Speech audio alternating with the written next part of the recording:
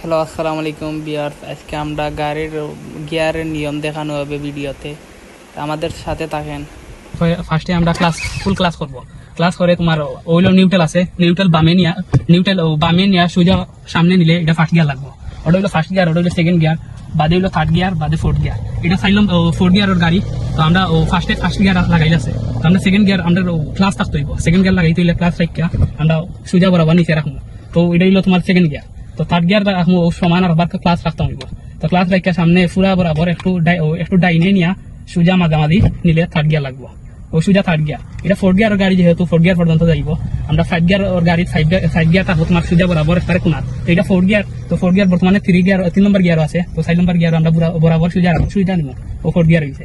তো আমরা ক্লাস থাকতে হইব, নাইলে তোমার গিয়ার তোমার পাল্টানি দিত না।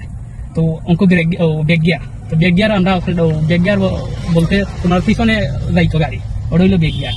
তো আমরা ক্লাস রাখিয়া বেগ গিয়ার নেওয়া লাগবো। তো ফার্স্টে নিউট্রাল রাখিয়া সুজা ডাইনে দি রাখিয়া এল বরাবর নিচে দিয়ে টাইনা রাখলেও আমরা বেগ গিয়ার হয়ে যাব।